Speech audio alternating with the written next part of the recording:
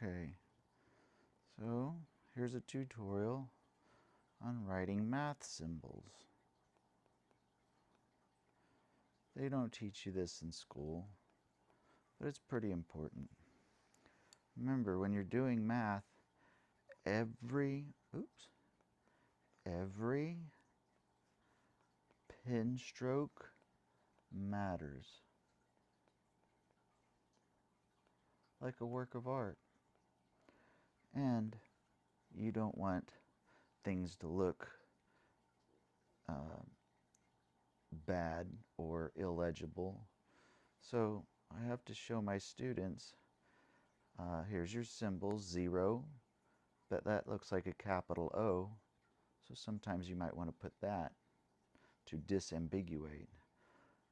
This could just be an accidental chicken scratch. It could be a lowercase l or a capital I.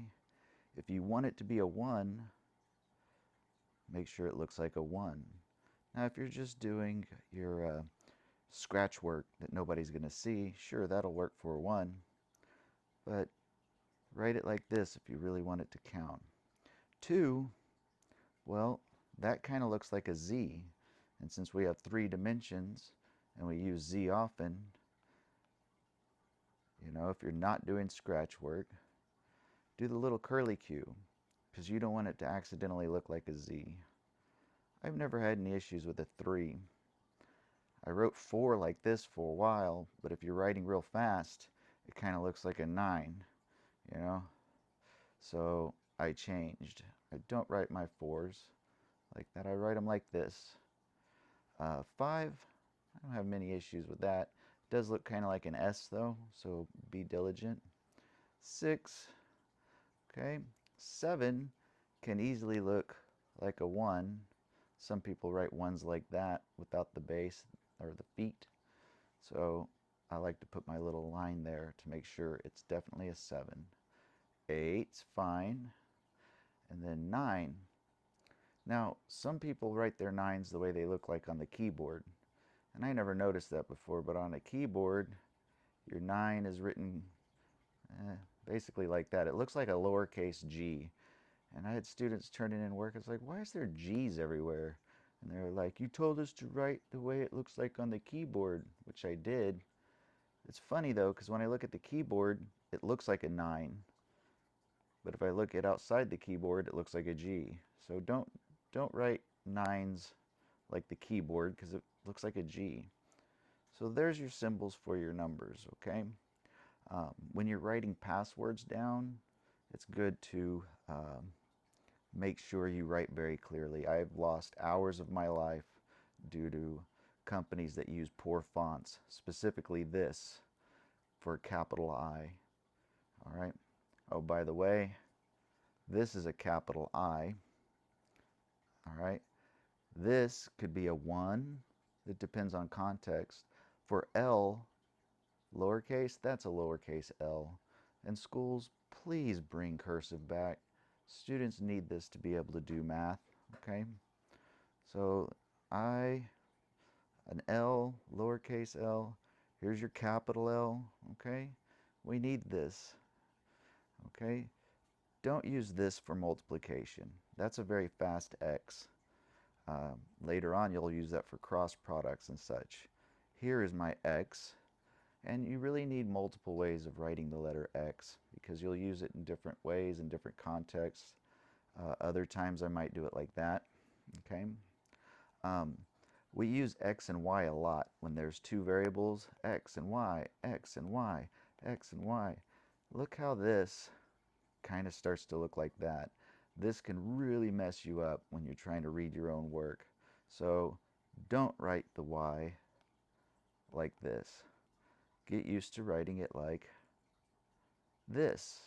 That way, even if you're writing it fast, you'll never mix this up with that. That's a really important one there. I wonder if I can scratch this, make it go away. Nope. Let's see. I'm just learning how to use this Notability app. Oops. And y'all get to learn with me. Okay. What other letters do we got? Oh, remember this could look like a Z I put the bar on the Z. And another thing, this is not a lowercase t. It looks like a plus sign. All right? Here is your lowercase t. Okay? That's important. We use t a lot instead of x if the variable represents time. Can y'all think of any others I'm forgetting here? There's our numbers. See, A, B, C, D, E, F, G, H, I, J, J, K. Oh, K's. Not so relevant here, but when you're writing passwords, lowercase k and capital K look the same. So if I'm writing a password down, this is what I do for capital K, and that's what I do for lowercase k. Older people write down their passwords because they don't trust computers, and they have a hard time reading their own writing.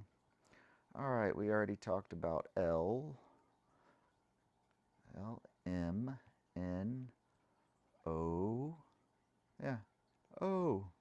And if you have, again, capital O, lowercase o, P, Q, there's my Q, R, S, T. Some people do U like that. Some people do it like this. We use U and V a lot, and you don't want them to look alike, okay? So I write my U's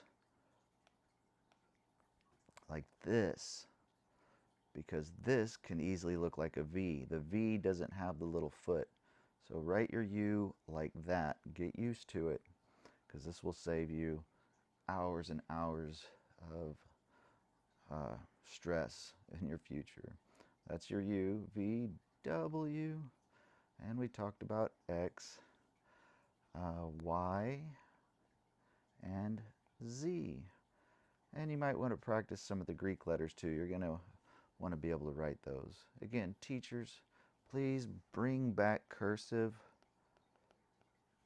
Okay, math is not something that is typed. All right, look at the keyboard. There's not very many math symbols there. It has to be written by hand. And tech people, please, please bring back the ability to write with a pencil. These tablets are great and all. It took y'all long enough. But in the classrooms, often when I teach, we'll have $1 million worth of technology, but simply being able to write on a tablet and have it being projected is not built into anything anywhere. It's really aggravating. So this is how you write your math symbols. Send me a comment if you can think of anything I forgot. All right, love you.